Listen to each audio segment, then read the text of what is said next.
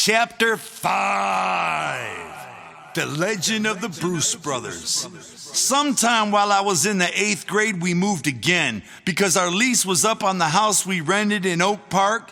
This time we moved to nearby Ferndale, just off a 9-mile road. My parents found a house and we had saved up enough money to put a down payment on it so that they could own a house instead of renting it. The house cost $30,000. The good thing about the move was that John and Joey only lived about 2 blocks from our new crib, and our friendship grew a great deal because of that. Near the end of 8th grade, the principal of Best Junior High, Dr. Sophia, called my mom into school. Turns out the school ninjas had been keeping a file on me. "Your son hangs out with all the black students, you know. He takes the bus every day to the Royal Oak Township, and that's not a very nice place," he told my mom. Like my mom was supposed to be shocked or something. My mom didn't say shit. Dr. Sophia continued. "We think he has a problem," he said. "Look at these drawings. Somehow, all these drawings I'd done mostly on tests and assignments I neglected to fill out, they were mostly drawings of ninjas cutting people up or people getting shot up. My mom knew those drawings were nothing compared to the drawings that I had at home on the fridge. She had my back. By the time she left that day, Dr. Sophia had a new Ned and Ho. You think just because he's creative, he's crazy? What are you calling me in here for? To tell me about my son hangs out with black kids? Is there something wrong with that?" Dr. Sophia was a little bit nicer to me after that, but by then, I didn't give a fuck. I was done hanging out in the township anyway. My focus was wrestling and being a ninja and not taking shit from anybody anymore. I was sitting in the locker room after gym class one day, and all the cool kids were wearing Bermuda shorts. I don't know if you remember Bermuda shorts, but what the fuck? Those Hawaiian-looking shorts with flowers and jungle shit all over them? As much as a floob as I was, if I'd have worn those back in the day, I'd be laughed right the fuck out of class. So I opened my big mouth. "You look like fucking Magnum PI wearing that shit." The other kids were going to let it pass after all. Those days I was dressing scrubby again. I was done with the Adidas suits and the rapping for a while anyway. This kid Kobe, this super tough king jock of the school, decided to put me in my place anyway. As he laced up his spanking new Reeboks, he looked at his boys and told me off. "Why don't you shut the fuck up, Joe Bruce, dickhead?" I wasn't about shutting up anymore. "Fuck you, man," I said. "Well, frick you, man," I said. The truth was, at this point, I still wasn't cussing yet.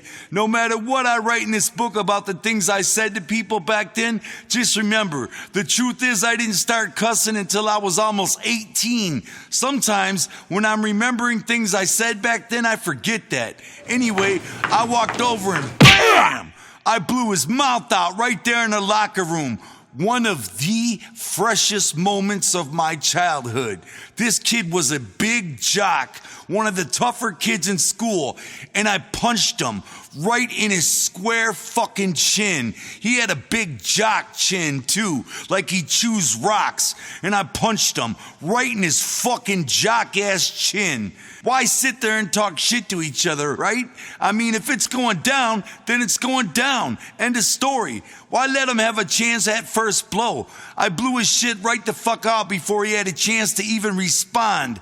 I've been the same way ever since. If it's going down, I'm the first at it. Then I walked right to the principal's office, something I'd end up doing many times in the 8th grade. See, I started getting into fights all the time. Like I said, all I cared about was wrestling and ninjas. Sure, I didn't care about school or the people in it. In fact, I have never gone through a single day of my life caring about school. For as far back as I can remember, school never ever meant shit to me. I have 2 kids now, and I want them to do good in school, but it's hard for me to tell them to try hard in school, because honestly, fuck school. I hate school. I wish I could tell them, fuck school. You don't even have to go. But my wife would kill me, so I can't tell them none of that. But it's in my heart, believe me. I give no fuck if they slap the teacher's face off. I was such a ninja. I'd sit in the back of the class and the teacher would only pass back 4 assignments for the row I was in, even though I was in the 5th seat. They knew not to even bother handing me an assignment because I wouldn't do it, so they didn't even bother giving me one. Some teachers even put crayons and paper on my desk every day, treating me like a little retarded kid. At the end of the year, Dr. Sophia decided it was time for round 2 of Your Son's Going Nowhere, so he called me and my mom back in his office once again. Your son got straight E's in the 7th grade, and he got straight E's again in the 8th grade. Now he's too old to be in our school again for another year, so I'm gonna have to put him in the 9th grade in high school, but hold on. Dr. Sophia grabbed the phone and dialed the number. Yes, is this the high school? Let me speak to the counselor, he said. Right away, I knew his entire phone call was fake because number 1, there's like 9 counselors in high school. And number 2, it was like 7 p.m. What would counselors be doing still at the school? Oh, Dr. Sophia was on a roll. Counselor, it's Dr. Sophia over here at Best Junior High. You got a pen? I want you to write this down. I've got a student here named Joseph Bruce. He's going to be coming there to high school next year. First semester on his first report card, if he gets anything other than an A, B, or C, if he gets 1 D or 1 E, I want you to send him right back to my school. You got it? He's going to do the 8th grade again. If he gets 1 D or 1 E. Wow, that guy sat there and put on a fake conversation in front of me and my mom for about 2 minutes. Dr. Sophia was a fucking crazy old man if you ask me. Even my mom was laughing at that crazy shit. So bam. Next thing you know, I'm in the 9th grade at Ferndale High, living proof you can't fail middle school because you'd be too old. You'd be fucking driving in the 8th grade. My first report card, of course, was straight D's and E's. You know the phrase. In elementary school, they carry you. In middle school, they drag you. And in high school, they fucking drop you. Well, I got dropped like acid on Jimi Hendrix's tongue. Joe Bruce lasted in 9th grade all of about 6 months. During those 6 months, though, I was the epitome of greatness. I was a fucking awesome student in my eyes, at least. Fucking awesome. I put on a pair of sweatpants first day of the school year, and I wore them for the entire 6 months. I made it a goal of mine. I bet my brother and John and Joey that I could do it. I'm gonna wear these same blue sweatpants every day all year. And I did it too, till I dropped out. I always believed it's important to set goals in life. How fresh was I? By the end of those 6 months, those blue sweatpants were fucking hanging off my ass. They were ragged up, they had holes in them, they were stained, and they were fucking awesome, and I wish I still had them. I'd sleep in them every night. Years later, my friend Nate DeMac was at a party, and some chick was showing pictures of her and her friends from back in her high school days. And in one of the pictures, you could see me in the background sleeping on a desk. I thought that was so fresh. In her photos, this girl and her perfect-ass girly cherry pop friends were all on the latest and greatest school activities, making friends and just being happy and great in high school, all around active people, and yet there was me in the background, knocked the fuck out, drooling on my desk, complete with my uncut and matted up hair.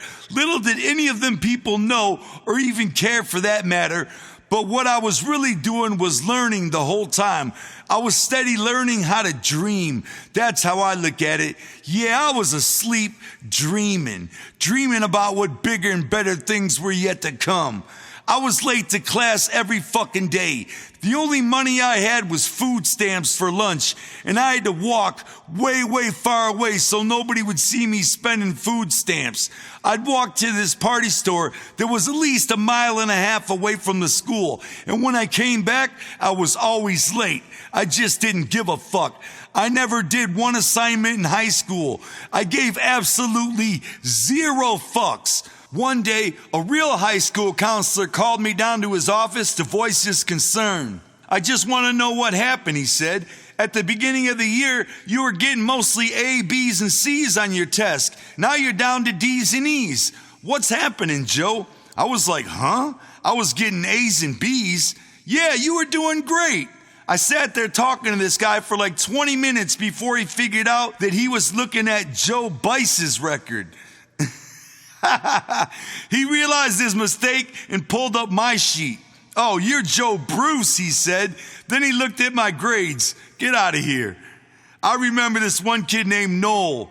What a lame-ass fucking name. If your name is Noel, man, I feel sorry for you, ninja, because that has to fucking suck. But Noel was my boy. He was this kid that I knew from around the neighborhood. And at school, he couldn't seem to decide what kind of crew he wanted to be in. One day, he'd be a preppy-ass Richie kid, and the next day, he was trying to be a thug. Well, on one of his ultra-rare school day of Friday, Noel was in a strange phase. He was in a wanting to be a nobody scrub phase like me. Out of nowhere, he was talking to me at school and he invited me to his house. He said that he had stolen a pistol from his grandpa and he needed to get rid of it fast. I must have looked like the shady type who could use a pistol, so he told me to come over after school and he'd let me have it. I was down.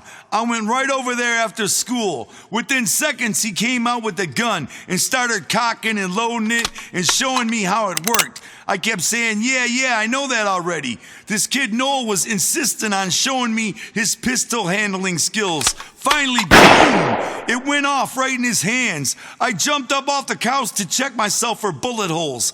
I was skinny back then, which helped me make less of a target, I guess. I didn't have any bullet holes, but poor Noel did. He shot himself right through his hand and through his finger somehow. I wasn't sure what happened at first, but once he started screaming and crying like a baby bitch ass, running around the house, holding up his bloody ass hand, it was apparent. I was outie. Fuck waiting for the cops. I called 911 for the whining crybaby, and then I bolted out of the house. Eventually, the cops caught up with me, but only to question me about Noel's stupidity. They said that at first he tried to blame it all on me, but then after a few of their questions, he gave up. They told me they couldn't believe what a bitch he was. I told them exactly what happened and how he was just trying to show off and he shot himself. I naturally left the part out about how he was going to give me the gun afterwards. You know, sometimes too much info can be a bad thing. Well, after that weekend, things at school were much worse for the notoriously dirty Joe Bruce. Once Noel returned to school, he quickly re-entered his Noel wanting to be a preppy phase again and blamed the whole thing on me. He told all his homies at school that he was just showing me a gun that his grandpa owned and that I asked if I could have it. And once Noel told me I couldn't have it, I apparently got pissed off and shot him in the hand. Of course, the cops never bought it, but the whole fucking dumbass school was quick too. I didn't care. I liked the extra attention because people began to look at me as a threat to their safety. I would have beat Noel's ass just for lying about me like that, but instead, I just figured being named Noel was punishment enough for him. To pass the time in school, we started playing this game we call Bloods and Crips. John, Joey, and I would be the Bloods, and my brother and some other homies would be the Crips. You'd have to use a cap gun to shoot the other guys. I'd come to school draped up in straight up blood shit.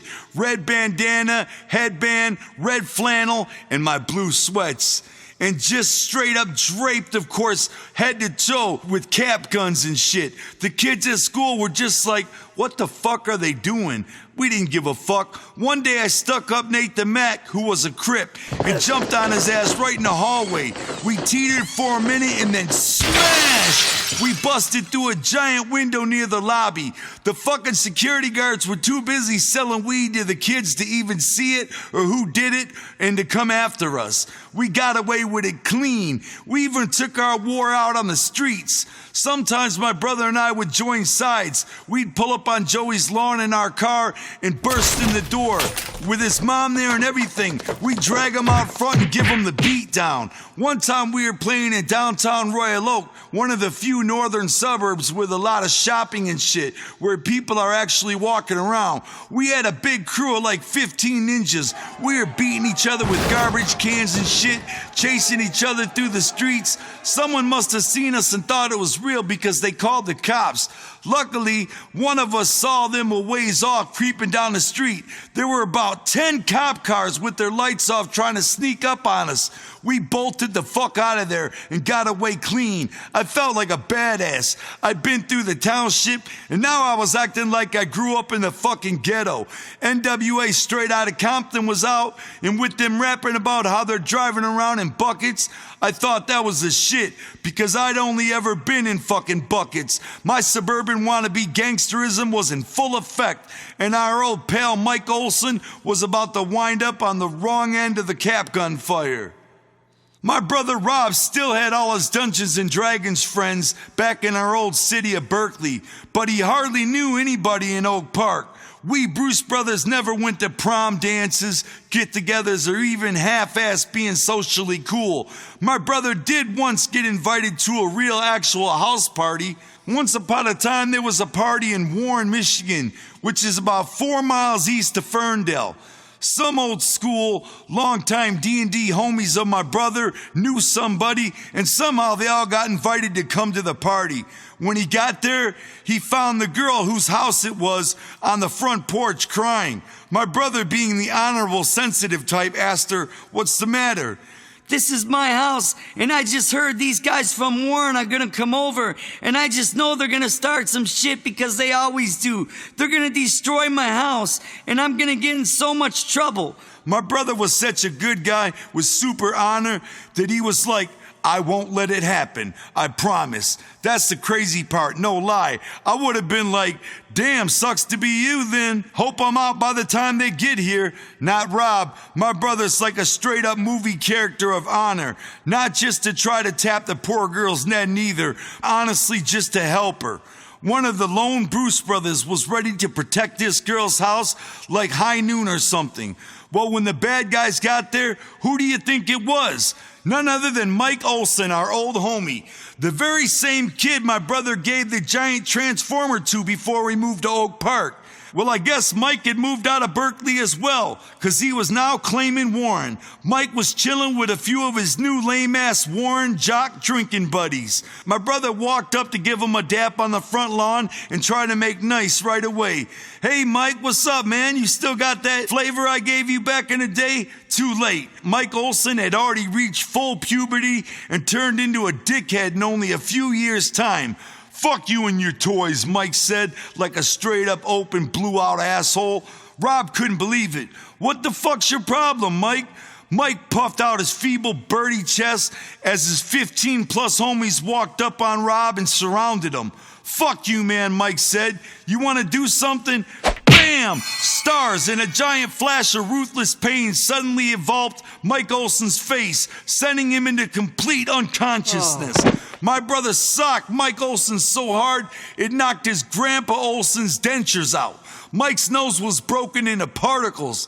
They tried to put it back together later, but now he looks like Michael Jackson's. Afterwards, my fresh-ass brother Rob took off across the street. Mike's boys all chased after him. Rob tried to outrun them as they hopped fences through backyards after him. All the while, he was looking for a weapon to use against them, like a shovel, a stick, anything. He would have done it easily, but whap! My brother hit some chicken wire fence and flipped over. Who would have fucking guessed it? But my old pal Mike's homies beat the shit out of my brother right then and there. My brother was just about to go into the army at this point, but even so, he wasn't okay with letting it go. Neither was I. My brother got stomped, and the Bruce brothers were bent on revenge. Not just any Bruce brothers, but the new and improved ghettoized Bruce brothers. "We gotta fuck Mike Olson up, dog. He had no reason to beat you down," I said. We knew a kid in Warren who quickly found out and showed us where Mike Olson lived. So the very next night, me, Lacey, Nate, John, Joey, and my brother surrounded Mike Olson's house at 2 in the freaky ass morning. Each one of us had 2 giant rocks in our hands. My brother gave the order. On the count of 3, he whispered, 1, 2, 3, smash! Being in the house with your whole family and every window breaks at the same time? Just imagine that. Oh, we weren't done with Mike yet. Then we systematically hit up his homies' houses over the next month or so. We made it our only priority. Revenge on anybody who was with them that night was our goal. We did damn good too. Our Warren, Michigan nerdy source who went to school with those boys fed us all the info. It was so easy for him to find out where his classmates lived just by following them home and shit. I personally think our spy hooked us up, one of my brother's D&D homies. He loved doing spy work for us. Thanks to him, we went back to Warren 4 times later and fucking did it all over again. Mike Olson's main homie caught the fucking same style activity attack. Mike got it first, then the others. One by one, I felt like Dirty Larry. It was so easy. At 4 a.m., nobody suspects a fucking thing. We were in and out of them yards in about 15 seconds. It was almost no risk to us at all. We were straight fucking them up, surrounding their houses with 2 bricks in each hand, throwing the bricks through different windows. It would happen simultaneously. All the windows would smash in the house at the same time. Think of how fucking ruthless and devastating that is. These assholes beat my brother down at a party, and we got the ultimate revenge on all of them, surrounding each one of their houses and simultaneously breaking all the windows out in the middle of the night. It was true terror in its truest form. We were that fucking ruthless. We were going crazy. Them fools had no idea where this was coming from. So what? We knew. They were feeling the wrath of some kept-in Bruce Brothers scrubbiness exploding back on their asses. Even if they never knew who was causing it, the fact is they were in pain and they were hurting because of us. He had no idea beating my brother would lead to this terrorism. We hit 5 houses total. Each one got hit badly. We did them in hard.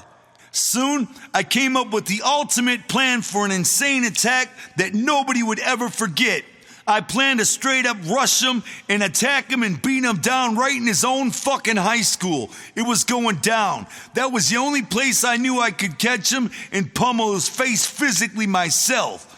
Joey, Nate, Lacey, Rob, and I worked it all out. First, we put on our black hooded sweatshirts and went out to Warren High School.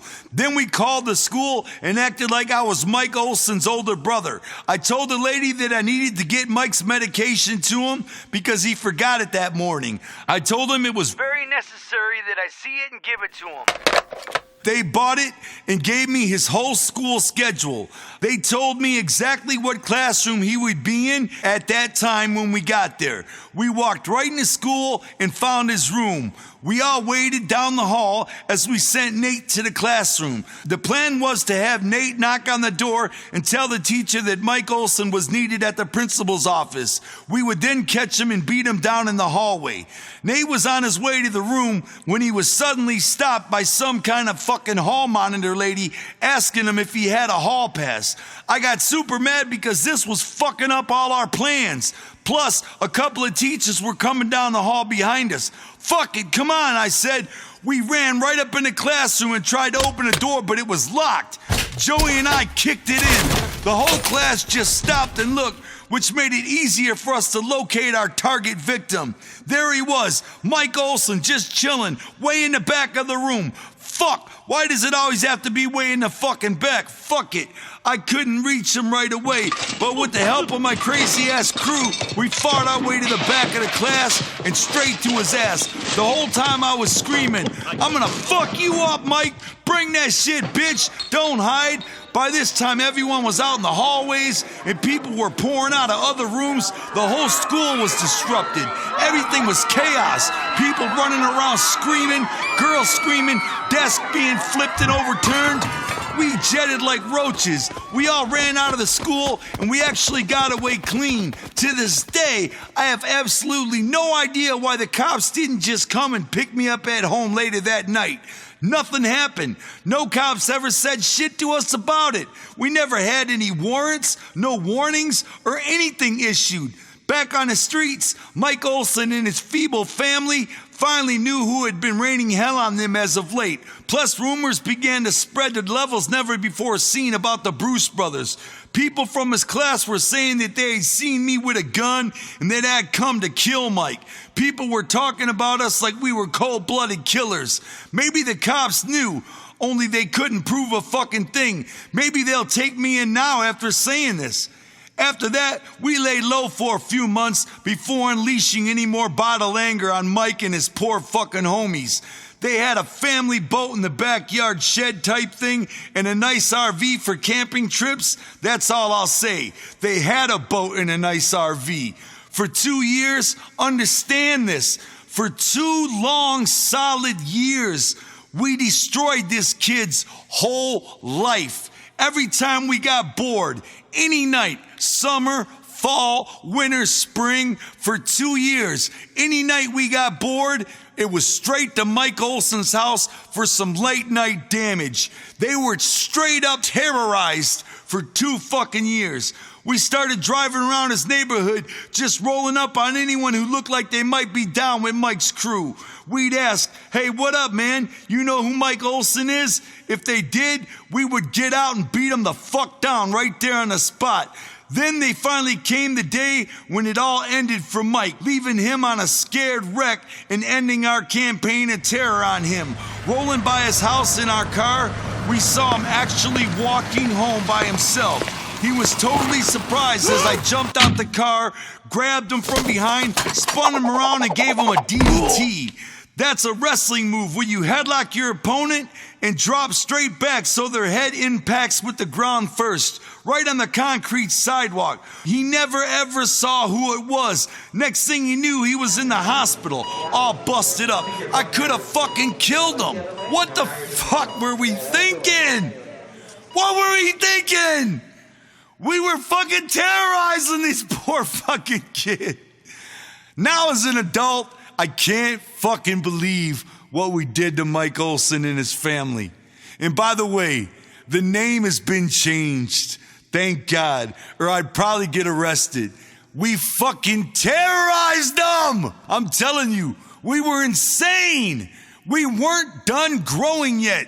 Our brains had not fully developed, or we wouldn't have done something like that. We could have did serious prison time. We straight up terrorized this family. Think of his poor mom. Think of his dad. Think of his RV. Think of his boat. We poured paint all over the inside of his fucking boat. I'm talking like 4 cans each, poured all over the inside of their boat. It was pure terror. We fucking destroyed this kid, man. I think most of the childhood anger that I had was taken out on Mike Olson. The Olsons even moved. To this day, they moved out to Troy, but we just followed right along with our acts of sheer terror. Looking back at what we did, I can't believe that we put his family through that much shit, but fuck it, so what? Bad things happen to us all. Better his than mine.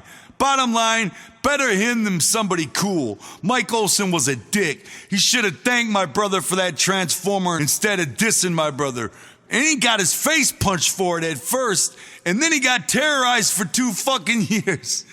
I can't fucking believe it. I feel like turning myself in right now. I feel guilty. I feel like it's gonna come back to haunt me. We fucking terrorized Mike Olson, you bitch! You fucked with the wrong people. Back in school, I was continuing my long goodbye to the Ferndale educational system. Motherfucking fuck school. I'm 43 years old today, screaming, fuck school. It wasn't for me. After 8th grade, it was no longer for me. I dropped out in the 9th grade, halfway through the 9th grade. Before I dropped out, I remember I had a class on the 3rd floor that had a whole encyclopedia set right by the window. I didn't even realize what I was doing, but I started throwing encyclopedia books out the window, slipping them out the window one by one, not even thinking about it. I was half asleep the whole time. Finally, this teacher from the second floor came up and bitched out my teacher. "Do you know what's going on here? My whole class is seeing books fly by the window." All of a sudden, everybody was looking at me and what was left of the encyclopedia set. I stated my case. "Man, I didn't even realize what I was doing. I'm sorry. I was fucking out of it. The teacher wasn't gonna let me off that easy." This was the same teacher putting crayons and paper on my desk back in middle school. He was this older looking smiley black dude with jerry curls. When I started high school that year, so did he. He was my teacher back in the 8th grade, and he moved to high school the same time I did. It was like he followed me. I always hated this fucker, just like he hated me. He sat me in the front of the whole fucking class. "This kid right here is gonna be nothing," he said. Then he turned to me like the way a talk show host turns to his guest, like he didn't give a fuck who he was talking to, and he just likes being on TV or in front of the class. "You're never gonna do anything, Mr. Bruce, are you? You'll come to school your whole life and you'll never do one thing here, will you? You know what? I'll bet that you like that, don't you, Mr. Bruce?" "That's right," I said, being the fresh guest on this dick's little talk show. He was going crazy with it, tearing me up in front of the whole class. I think this was his final revenge on me. He had had enough and he was blowing his lid. And the other worthless students he had to deal with, he took it all out on me. He stood me up there in front of the whole class and continued to drill me. "Everybody look at Joe Bruce. This is Joe. Joe is happy with himself, even though he's gonna mean nothing at all to the world. He will be nothing. He's never been anything in this world. To me, I was the freshest kid there. I love that fresh moment in the spotlight. I love this little speech about my whole life and how worthless it's all gonna be. I love that he was saying I was as worthless as a grain of salt. I always loved being the underdog. It was my whole model as a true floob, as a scrub, a juggalo. Not yet. He doesn't care to do his work. He doesn't want to do his work. Therefore, he never gets anything done. And it's going to result just like his life. Nothing will ever get done." "Thank you," I said. "That's right, I'm the bomb." I knew I was gone by that point. I thought about knocking the teacher out for trying to bury me in front of the entire room, but he was way too fucking old. I probably would have just turned his chin into shredded wheat. Fuck it. I walked out the classroom. I walked out the school, and I never came back. I quit. I walked out in slow motion with my blue sweats hanging and dangling and bouncing in slow motion, looking fresh. Just like my brother and my sister before me, I quit. I quit. I quit. Fuck school. When I got home, I told my mom, "I quit school, Mom." She wasn't surprised. She knew it was coming. She wasn't exactly having it, though. "If you quit school, you can't live here," she said. Monsters and adventure! Time out, y'all. Listen. Remember when I was telling you guys about the magic that my brother Rob and I had experienced in Picker Forest? Well, just like I told you then, that shit changed our lives forever. Not one day has ever gone by since then that we haven't thought about the fact that there is more to this life than the naked eye can see. Even in my gangster mode of life, I've always been fascinated with the beyond. Just knowing that there is a beyond has made us always search for it and reach for more. And to this very day, we continue our quest. No matter what I'm doing in my life, whether it's rapping, wrestling, thugging, rich or poor, I always keep exploring the beyond until all of my questions are answered, which means I'll be exploring forever. So far in life, I've been lucky enough to actually witness some unexplainable shit. Some I've already told you about, and some shit I didn't. I just want to take a time out to tell you guys about some more of this crazy shit. And if you ain't interested in this, then just skip ahead a few chapters and jump right back to the regular story.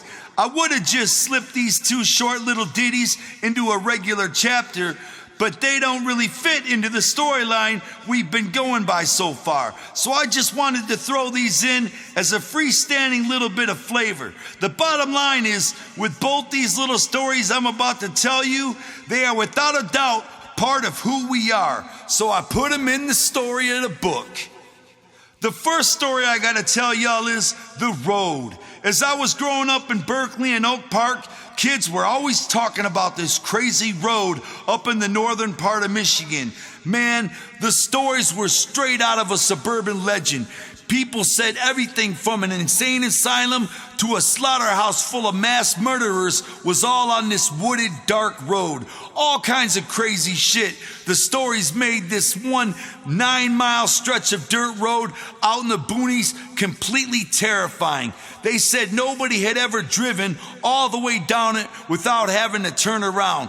They said there were hard to see chest razor-high wires strung up through the woods to catch trespassers, and it was rumored also that if any lunatics escaped from the insane asylum, the caretakers would set the woods on fire all around them to trap them in. The stories of the road were totally out of control, and yet no one could tell you exactly where it was. We heard these terrifying stories about the road all our lives, and all we wanted to do was see it for ourselves and see if it lived up to the hype. Right before my brother went into the army, we found out by accident where it was, and we organized the ultimate adventure. We not only were going to make it all the way down the road, but we're going to walk down it on Devil's Night. Devil's Night is pretty much just a regional Detroit thing, I guess. It's a crazy celebration of violence and evil that has been around as long as I can remember. Every year on October 30th, the night right before Halloween, people just burn down abandoned houses and buildings all throughout Detroit. They commit crazy illegal acts of terror all around the city. I've always assumed it was a nationwide thing, but once I started touring, we learned it wasn't. We trained for a month by going out to the train tracks on 9 Mile and Ferndale every night. We'd run down the tracks as fast as we could at the trains, not trying to trip. Then we'd jump out of the way at the last minute. Or sometimes we'd lay on the gravel in between the two tracks as two giant trains went by in opposite directions. It was the scariest thing I can ever remember doing.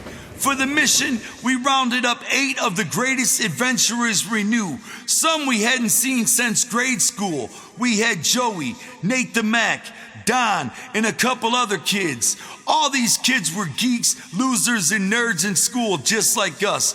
A couple were people my brother knew from playing all them role-playing games over the years. These ninjas weren't invited to any Halloween parties or anything like that, so they were all down to do it. They were all kings of adventurers in their own world, just like us. October 30th, Devil's Night. We put on our best camouflage ninja hookups. I even painted my face like a warrior of some sort. My brother drove us all out there in my mom's car, and it was going down. And believe me when I say, the road lived up to its name and lived up to its hype. It turned out to be far different than we could have ever imagined. In the days that followed our great adventure, my brother Rob wrote a journal completely documenting everything that had happened on that night. So for now, I'm going to hand the story over to Rob, and he'll explain the adventure with the help of his fresh journal. Plus, nobody can explain the magic of the road better than Rob anyway. That night was all his idea, and it was the greatest adventure of our lives so far. The Road, as told by Jump Steady, aka Rob Bruce.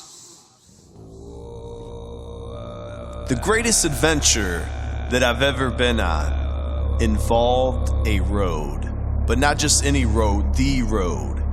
Some of y'all have read about it in ICP's autobiography, Behind the Pain. Now this road, when we were growing up, it was the stuff of legend. Kids talked about it from as far back as I can remember. And there was rumors that abounded about the road. Some said there was an insane asylum on it. Others said that it was impossible to drive all the way through it and survive. And others, I remember one of the tales was this guy was driving down the road and he basically pretended his car broke down to spook his girlfriend. And then these lunatics dragged him out of the car and killed him. Those were the kind of legends that as a child, they just sparked my interest to no end. And I vowed then and there that at some point I would encounter and defeat the road. As the years passed, I basically kind of forgot about it altogether until I was about 17 years old. One day my friend Matt Hampton came up to me and he was all crazy excited and he was like, "Rob, you gotta check this out. Last night we went down this crazy ass road. It had an insane asylum on it. It had a cemetery. It was fucking wicked as fuck." He was like, "You gotta check it out." So I was like, "Oh, hell no." And all of a sudden, all those stories came up from my childhood and I started remembering all the stories about the road and I was like, could this be it? I was like, no way. So I was like, all right, check this out. We got to go down there. It's time for a ninja mission. We're going to walk that bitch. Walk that bitch. Walk that. So we set the date, and of course, it couldn't be anything other than October 30th at midnight, Devil's Night. So we gathered the strongest warriors that we knew at the time from our crew. People that we knew would be a super asset to help us survive. So we gathered my brother Joe, right here, Joe Usler, yep, Steve Lindholm, what up, my boy Don Lichtel, ta-da, Jim Symington, here, and Nate the motherfucking Mac. Yeah. Now, we decided that we would each bring one weapon, with us. So, people brought everything from a moose bone to bow and arrows. You know what I mean? So we were like ready. Of course, I had the staff, which is my weapon of choice. We had about a month to prepare for the road. So the whole time we were in school, that's all we could fucking talk about. It was like whoever would listen to us, we were telling them about the road and what we were gonna do, how we were gonna freak it. And finally, these two kids approached me and they were claiming that they had been to the road. And I was like, at first I was skeptical, but then when they started describing it, there was way too many similarities. Like there was no doubt in my mind that they had been there. And they told me there was a monastery on the road full of monks. And the monks there, they don't like anybody to go there to fuck around. Anybody that comes around their property, they'll attack them. And they have shotguns that shoot rock salt. So they told us the story about him and his boy, were down there fucking around. And they seen the monk monastery, so they pulled their truck over and got out and they started walking toward it to investigate. Suddenly they said they heard this whistling because the monks, they took a vow of silence, so they can't talk, so they communicate by whistling. And they said they heard whistling, and then shortly after that they heard the shattering of glass coming from their truck. So they ran back there to check it out, and that's when they got blasted by rock salt from a shotgun by these monks, and then they got beat the fuck down. So they were so enraged, they said that, man, they were like super pissed off, and they continued the story. They actually went back, found one of the monks' vehicles and trashed it and flipped it and all this other shit. Anyway, we were like, that only intensified the situation. Most logical people would be like, oh, fuck that, I ain't gonna fuck with that. We were like, oh, that's awesome. Awesome. You know what I mean? Awesome. You tell me there's fucking these evil monks like patrolling the road and shit. We were like, man, that just made it all the hyper. It was like living up to the legend, So anyway, it finally came to Devil's Night, and we all piled up in the 69 Oldsmobile, this big ass fucking car with a V8 rocket engine, and we rode down there to the mouth of the road. Now, when we got there, we pulled into the woods and we camouflaged the car. We basically took all this foliage and we piled it on top of the car so that nobody could see it or find the car. And then we stood there at the mouth of the road. Now, all of us were totally camouflaged the fuck out, even the face paint. And we all had weapons, and we were in full ninja mode, and adrenaline was just surging.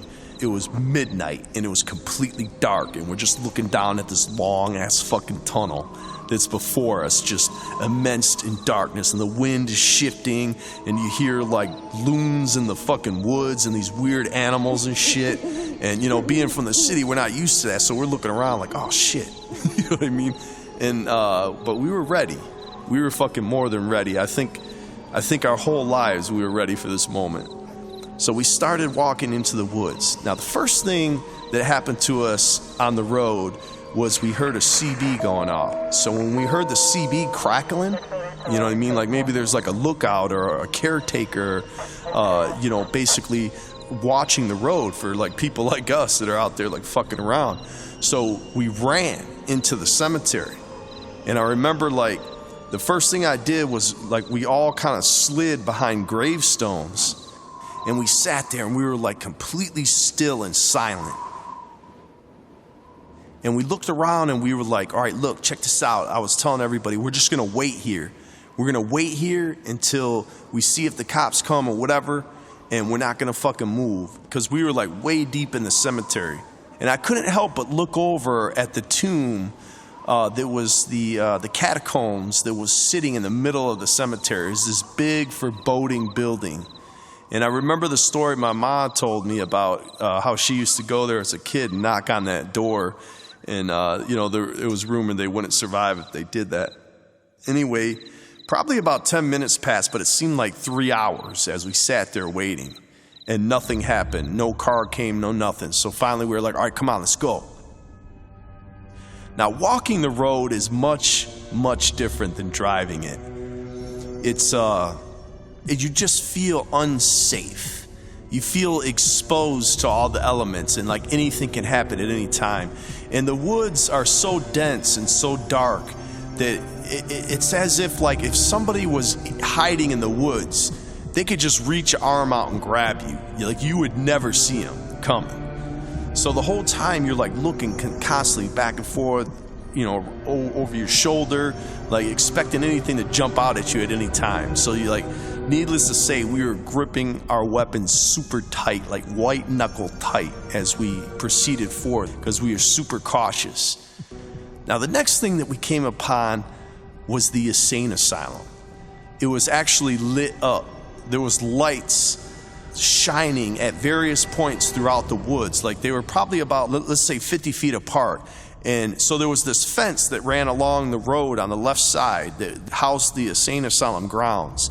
And then on the other side of that fence were all these lights just in the middle of fucking woods, you know? So we came upon this conclusion, I don't know if it was justified or not, that it was probably an insane lunatic had escaped. You know what I mean? And that's why they had it lit up, because they were looking for his ass. So that compiled with all the rumors from the past got us really amped up, so we quickened our pace to get past the insane asylum, expecting any moment for an insane lunatic to jump out at us.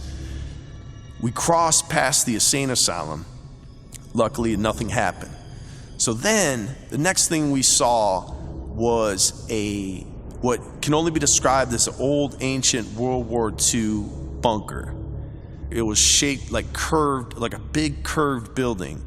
And it must have been a part of a farmland because there was a barbed wire fence that ran in front of it and bales of hay stacked up on the side of it, like a big hay pile. But it was so dark we couldn't see any houses or a farmhouse or anything. It was just this old ancient building, the structure.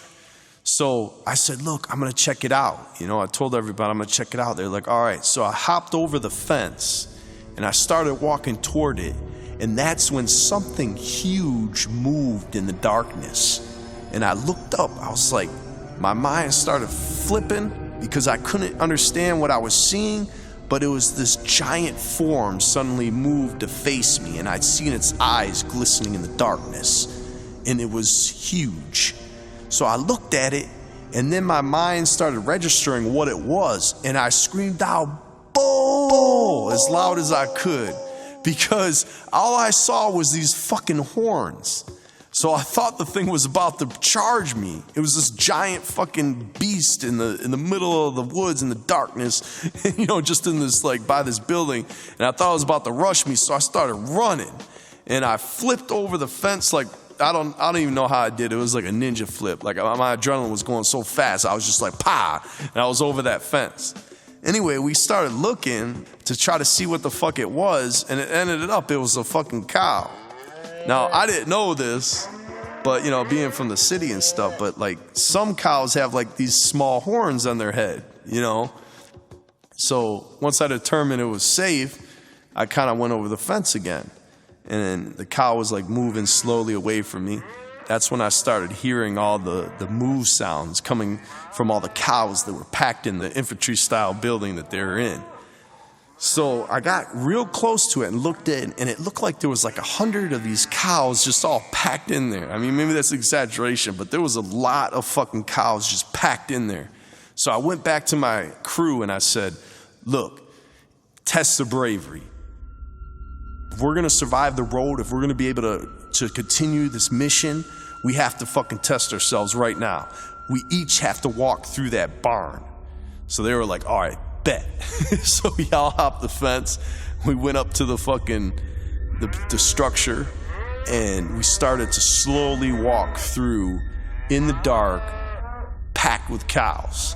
Now, it's no easy task because, like, as we were moving through, we started disturbing the cows, and they all started, like, moving around to try to get out the building. So as we're, like, walking, you're kind of getting battered by these giant bodies that are moving in the complete darkness, and we didn't have no light. That's another thing I wanted to mention. The whole time of the road, it was a strictly no light policy. We didn't have flashlights. We didn't have nothing. We were in straight up ninja mode. Like, we didn't want to give ourselves away. So we're like walking through this barn, and these cows are shifting, and we're like sinking in shit and mud. And it was crazy. So finally, the cows all strung out into the field, and we were like, they were mooing like real fucking loud, causing a big commotion. And, and basically spanning out, like, try to imagine like 100 cows all fanning out into the field, and they're all mooing and just like getting as live as cows can get. Suddenly we seen this light come on from a far distance. When the light came out, we could see the porch, and out of the porch, we see this door open, and this man steps out onto the porch with a shotgun. We were like, oh, fuck. Let's get the fuck out of here. And we all started running. And we were like, come on, we got to get over the fence. Now, in the darkness, running, I didn't see the barbed wire. Like, I couldn't gauge where exactly it was at. And I ran smack into that bitch. And I caught one of the barbs, like, right between my eyes, like, just at the apex of my nose. And it just, bam, like, I saw, like, this sharp, like, white light for a second. And next thing I know, there was blood dripping down my nose in my face. And I saw, like, one of my other boys, he started up the pile of hay, and all of a sudden he just sunk right in the middle of the hay. Boom, he just disappeared. Just like a soft spot in the top of the hay, and he was just disappeared. So at this time, everybody's kind of like panicking. And eventually we made it all over the barbed wire fence, and we ran down the road for quite a bit. We finally got off to the side of the road, and we started catching our breath. And at that point, people wanted to go back. They were like, man, fuck this, this is too much, So I remember it was at that moment where my brother stepped up, and he basically gave this really elaborate speech, like a super motivational speech. No, this is our time. Why are we gonna go back now? We have to fucking school this and survive this, and you knew there was gonna be dangers. What did you think? This is gonna be easy? This is what a test of a ninja is all about. Surviving this road, like right now, right here. You know what I mean?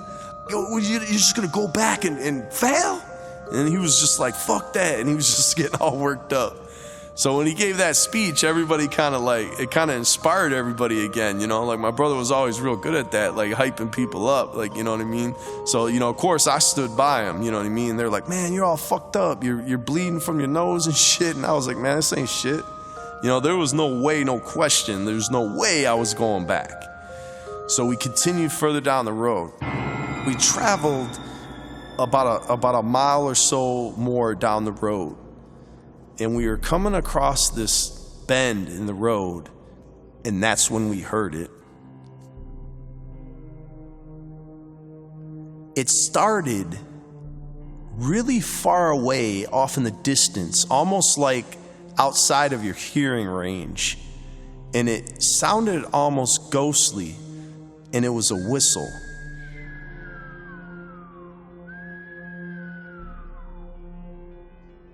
And when we heard that, we all stopped, and in the back of our minds, we're like, did we just hear that? And then all of a sudden, closer, like that whistle was like off to the left, and all of a sudden off to the right and closer, we heard a repeat whistle. And when we heard that, I swear to you, the blood in my body just froze. And it was at that moment when I realized all the rumors about the road were true. To me, everything that was spoken was true. And we were being hunted. That's what I realized next. That those whistles, and they kept repeating on each side of us from all angles, were the monks in the road, and they knew we were there, and they were actively hunting us. So I remember I looked at Don and I was like, you know, my mind, like being a role player, like sometimes I can shut off fear and like think. I can kind of step outside of myself. And I looked at Don and I said, Don, man, repeat that whistle, you know, so they think we're one of them. You know what I mean? And so Don went up there and he did some kind of bullshit whistle. It sounded nothing like what they were doing. And so when he did that whistle, all the whistling stopped. And there was complete silence, save for our heavy breathing and the crickets. I told everybody, man, get your fucking weapons ready. You know, this is it. You know what I mean? We were ready. We felt like they were going to come busting out of the woods at any second. So we started to pick up our pace, you know what I mean? Moving down the road. And that turned into like a jog. We started running. You know, I just gripped my staff extra tight and we're running down this road, you know what I'm saying? And looking around and just like, there's nothing though. No whistling, no nothing, just silence. So we ran, I'm not even sure how long it was, maybe like 5 or 10 minutes when we finally started slowing down. And when we looked behind us, all we saw was a wall of darkness. And we didn't hear any whistling. So we stopped and we were like, be quiet, be quiet, be quiet. And we just really listened as close as we can. Now it was at this time, as we stood there on the side of the road listening, that I looked over and through the trees, I saw a light emanating. So I looked at my boys and I was like, that's it. That's the fucking monk monastery. It's in the same area, like straight up.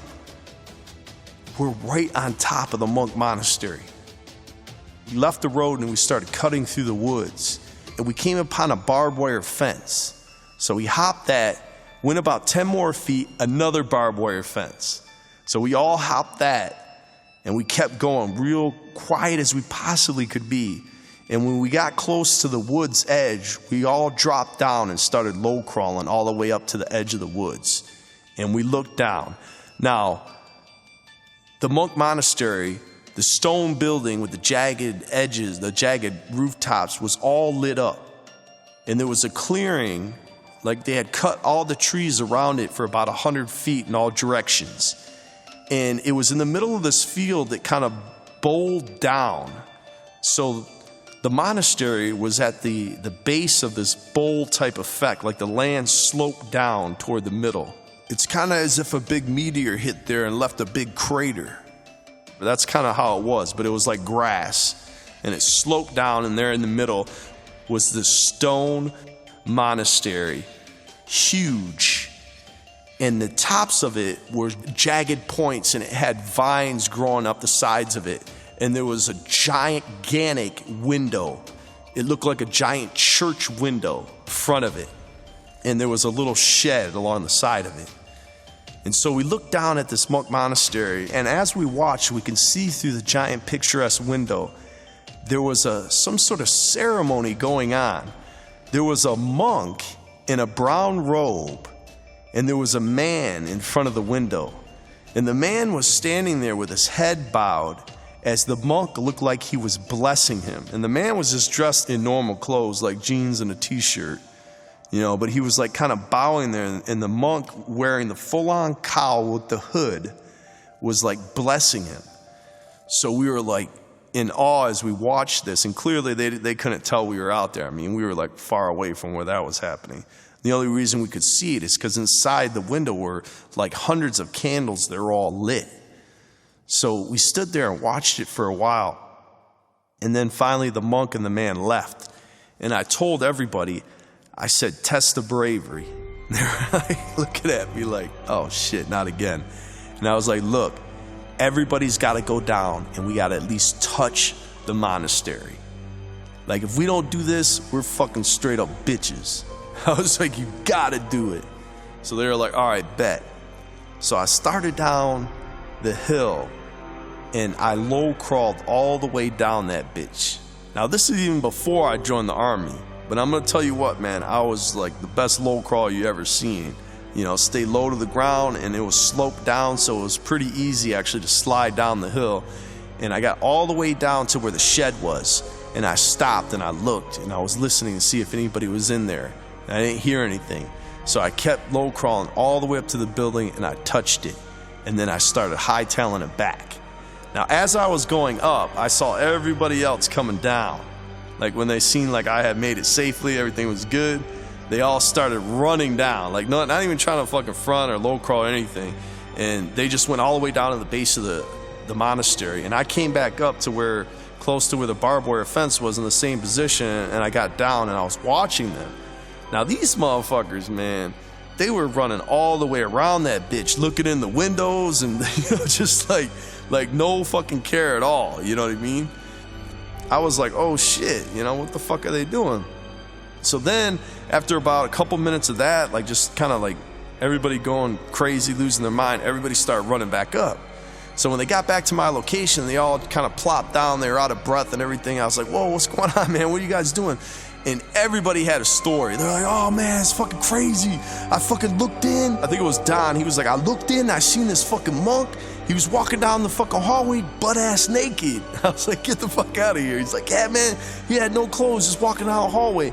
And then another guy was telling me he looked in his window and there was a bedroom and there was a monk praying on the edge of the bed naked. So we like, get the fuck out of here, man. What are you talking about? It was like, yeah, and everybody had all these stories, like monks walking with the brown robes on, the whole nine. So we were like, all right, man, let's get the fuck out of here, you know what I mean? So we started crossing. We crossed the one barbed wire fence. We crossed the second barbed wire fence. We got back to the road. We started walking like quickly. We were feeling a little bit better because we went all the way around that monastery. Like it wasn't shit and we didn't get attacked. Nothing happened. We hadn't heard the whistling, in a long time now. So we're like, all right, we're fucking good. So we started crossing down the road and all of a sudden, we started hearing these fucking shots. And as we hear the shots, you just hear like these pellets, is the only way I can explain it. Like these pellets ripping through the dense wood, like popping off of tree trunks and splintering small branches and cutting through the leaves and shit. Like it's just, it was weird. Like it had this fucking crazy weird sound, and it sounded like it was coming from all around us. We just heard this popping and these shotguns going off. So as we heard that, I looked back and I said, run, as loud as I could, fucking run. And we started hauling ass because we couldn't even tell where it was coming from. And we just all started running as fast as we could, just like straight down the road, like the same direction we were headed, just running. Now, as I ran, there was a small path that crossed across the road. It was like a four-way intersection. And as I ran past that, I looked off to my left as I was running. Now this small path went down a ways, like maybe about 50 feet, and it opened into this clearing.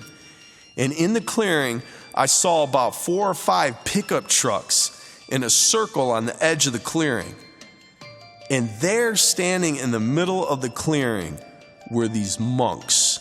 A group of monks, all dark in the, really dark in the darkness, like almost like silhouettes. And they're pointing guns at us as we're passing by and shooting. So the reality of that image of them standing there in the clearing, that will forever remain in my mind. Like I will never forget that. It was one of the scariest moments of my life, and it just felt like we weren't gonna make it. You know what I mean? I really felt like at that moment that we were done. And so we kept running, and my boy Steve Lindholm got hit in the leg, and he started screaming. I guess his momentum, the adrenaline was flowing so hard that he just kept fucking running, and we were trying to help him. We were like, come on, come on. And he was all in pain, and we just kept running. So we ran and we ran until we were almost out of breath, like completely exhausted. And that's when somebody yelled, car!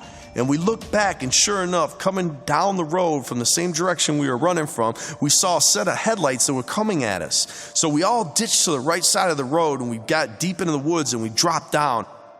And we were trying to be as still as we possibly could, even though we were all breathing heavy. And then I was looking, and sure enough, here come the pickup trucks. The same ones that were in the field, slowly creeping down the road as if they were looking for us. And as they passed one by one, you can see in the back window there were gun racks where their shotguns were nestled and their rifles were like nestled onto these racks in the back windows of the cab of these pickup trucks. Now, the amazing thing was right at this moment, I look over and there's Don Lichtel standing up, notching an arrow into his bow as he's watching these pickup trucks slowly pass by. Now, one thing I want to tell you about Don Lichtel, like I've seen this dude stand up. He's an Hawaiian dude. He stands about 5'6" tall, and I've seen him stand up against muscular 6'4" ninjas in high school, like talking mad shit, like ready to fight them. So he was standing there with this bow and arrow, and he's slowly pulling the bow back. And there at the tail end of the convoy of pickup trucks is one pickup truck that is just tailing behind, and it's a big gap between the rest of the convoy and them. It's moving slower than the rest of the trucks. So we're all standing there watching Don in awe when suddenly he comes right up to the side of the road and unleashes the arrow, almost at point blank range. Next thing we saw was the window just shatter as the arrow goes through and embeds itself into the passenger seat, narrowly missing the monk that was sitting there. The driver throws up his hands in panic, and the next thing we saw was the pickup truck swerve off to the side of the road and bam, hit a tree and come to a stop. Now, when that happened, there was a few moments where we're all kind of looking at each other. We're looking at the pickup truck, and all of a sudden this rage just overtook us. And we all got up almost at once, and we started rushing the truck. Now, by the time we gained our wits and started rushing the truck, they had already opened the driver and the passenger door, and they started running through the woods. So we gave chase. Now, I didn't make it very far. We kind of split up because the two mucks ran in two different directions. And one group was following the one guy, I was following the other guy. Next thing I know, I entered the woods, and I probably only made it maybe 5 or 10 feet when all of a sudden this branch just caught my eye, just like poked me right in the eye. So I was all in this pain. I kept running for a little while longer, and bam, I hit a bush or some shit, some underbrush, and it just totally knocked me off my feet. So as I lay there in pain, I'm like hearing this echoing of these voices deep in the woods. I hear my brother and my friends cursing out these monks, and I hear them shouting like, "Oh, he's over here, come on," and just shouts echoing through the woods, just mad chaos. So anyway, I found out later that they gave chase for a while, but nobody ever caught them. And it was kind of lucky that that branch caught my eye, because if I would have been running after them, I probably would have caught them, because I was basically the best runner we had. And in a way, I'm really happy that I didn't catch them, because if we would have caught them, it would have been real bad. So after the monks got away, we regrouped back onto the road, and we continued down the road for a few more miles. As we came to the end of the road, we started to see sparse houses start to appear, and we started to feel a sense of joy and safety as we emerged once again back into civilization. We had made it. We had survived and conquered the road. We traveled for a ways until we finally found a payphone where we called our boy to come pick us up. who took us back to our car. When we got there, we removed the camouflage to find a note was tucked underneath the windshield wiper. When we read it, it simply said, "If we would have found you, we would have killed you." We assumed, of course, that it was from the monks. It was their last message left to us, warning us to never come back. But we had survived, so it didn't matter at that point, because we went home with a notch in our belt that we had completed our ninja mission, the greatest ninja mission. And that was a moment that will forever remain in my mind as the greatest adventure that I believe I've ever been on and probably will ever be on in my life.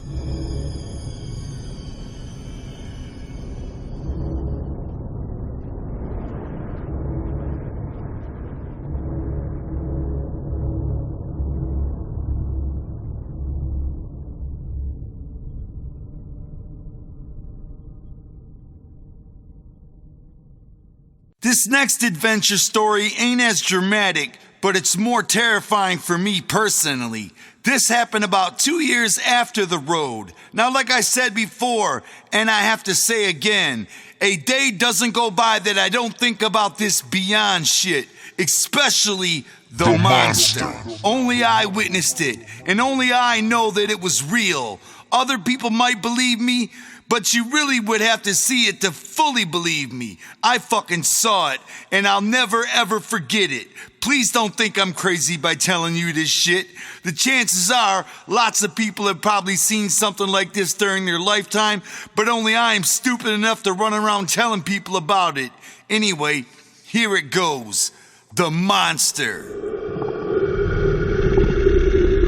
There was this big hill about 3 blocks away from my mom's house in Ferndale. Everybody sledded down it in the wintertime. It was next to a wooded park behind an elementary school. I was living at my mom's house and I was on a super workout kick because I wanted to try wrestling for real. I was wrestling here and there at the time, so I was constantly trying to stay in shape.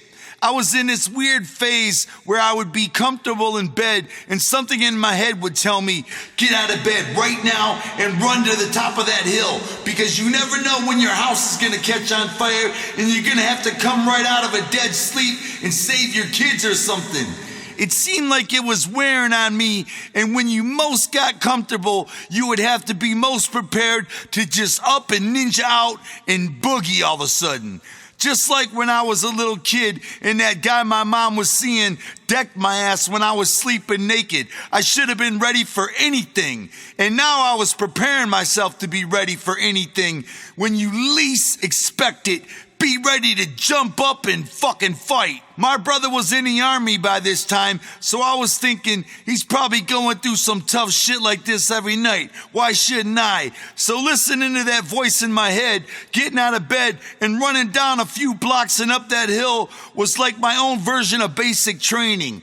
Night after night, I would just be about to fall asleep, thinking how comfortable I was in my bed, and then bam, boom, I would have to do it. Some voice in my head would tell me, Joe, if you're the shit, right now you really want to train to be a true warrior, run up that hill. And I would jump up, run out of the house with my dog lady, run down the block, turn the corner, run down that block, and all the way up the fucking hill yelling, Ultimate Warrior! Now here's a quick side note. Believe me, yelling Ultimate Warrior had absolutely nothing to do with the wrestler Ultimate Warrior, even though the wrestler Ultimate Warrior was around at that time and he was awfully fresh and very energetic. If you follow wrestling, then you know the Ultimate Warrior was definitely the shit. But for me, yelling Ultimate Warrior had nothing to do with the wrestler. It was just something I felt. Think of that term. Ultimate Warrior. It just means power. We loved yelling that. Me and my brother would yell that before he left for the army, and I continued the tradition alone. Ultimate Warrior! I'd get to the top of the hill night after night, spread my arms, and scream as loud as I could, Ultimate Warrior! The craziest part was that it would always be around 3:30 in the morning when I did this. Then I'd turn around, run back home, and go back to bed in peace. It was a weird-ass thing. Maybe it was my own current insanity in its own young age torturing me. One night, the first girlfriend I ever had, Karen, was over at my house, and we were watching the Arsenio Hall show. I walked her to her car that night, and it was one of those nights where you look up and see the clouds whipping by super fast. It was a full moon, and the clouds were just speeding through the sky. I said goodnight, but for some reason, I was worried about something. I could feel it in my stomach. I watched her car drive all the way down the street and turn onto the main road. That was the first time I ever did that. But the whole fucking night seemed eerie, so I felt like I should watch her. Then I went back upstairs and got in my warm, comfortable bed and laid down like, fuck yeah. Then it began. I was arguing with myself again. Man, you've got to do this. You got to run out of the house. You did it every night this week.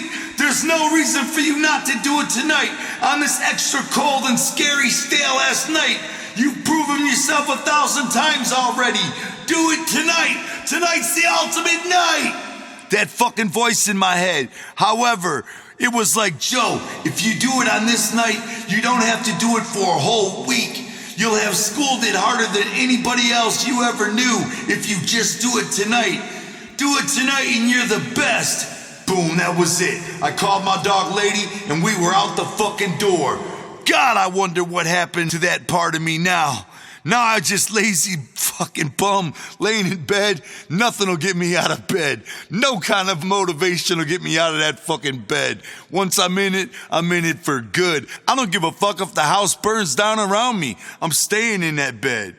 It was about 3:30 a.m. and here I was running as fast as I could with my dog at my side. I trucked down the block, around the corner, and all the way up that fucking hill. Once again, for the 20th night in a row, I raised my arms apart, turned around and yelled, Ultimate Warrior! As loud as I possibly could. This night was on some whole other shit though.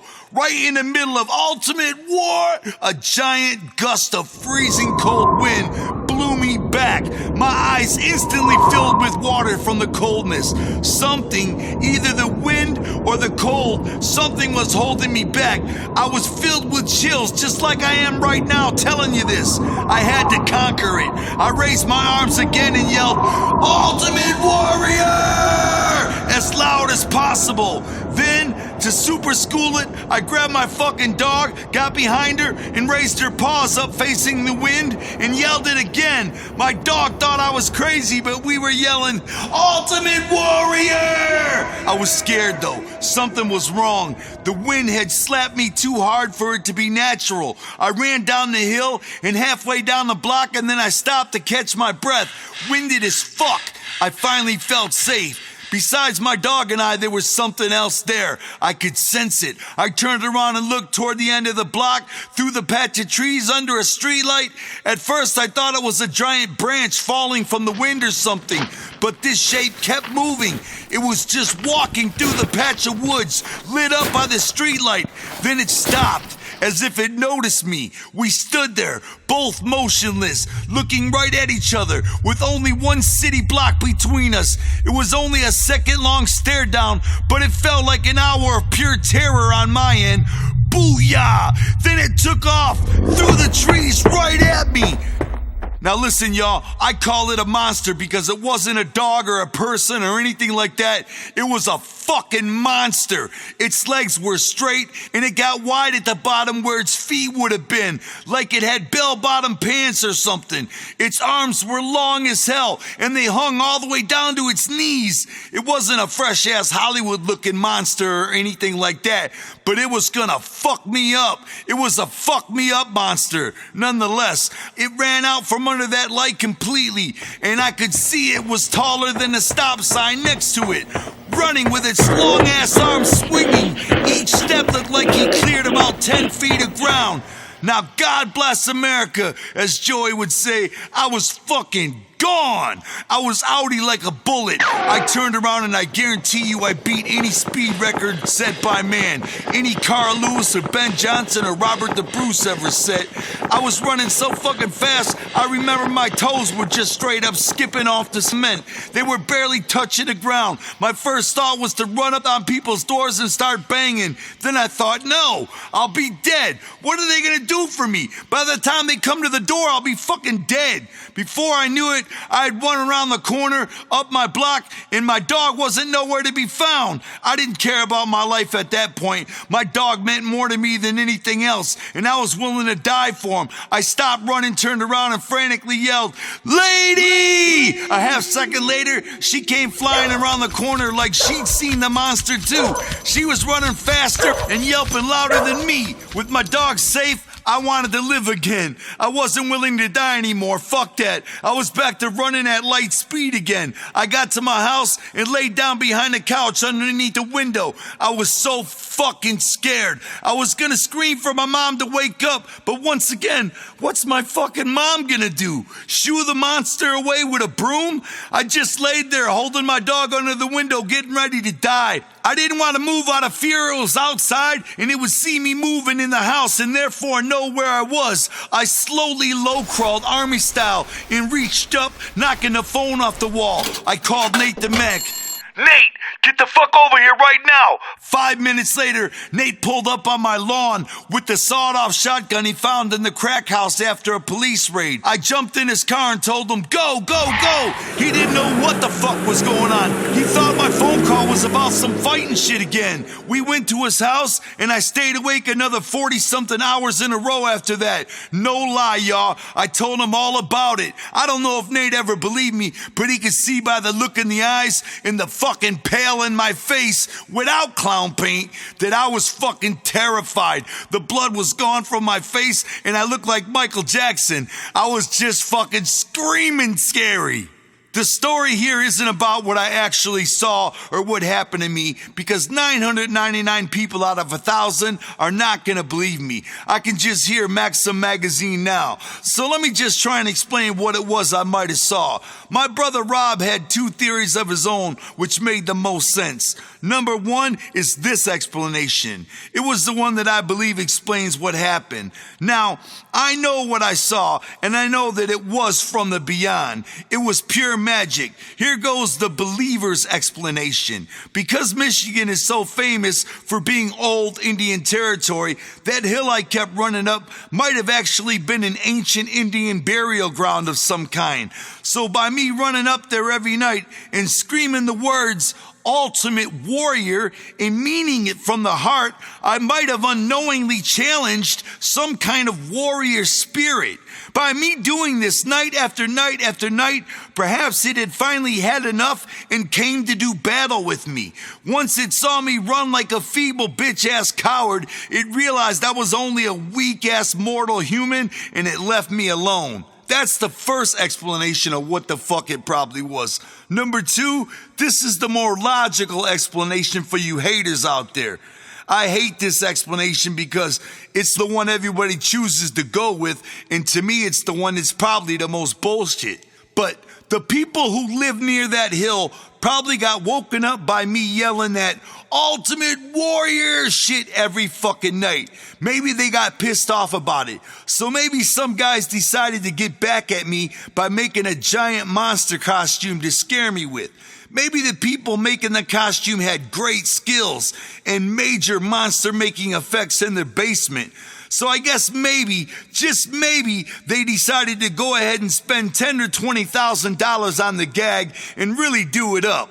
Because the monster I saw somehow stood taller than a fucking stop sign and it ran faster than a car to chase me down. Yet, most people would just say it was rather a joke that somebody played on me. Hey, if that's the case, then that was a damn good fucking joke.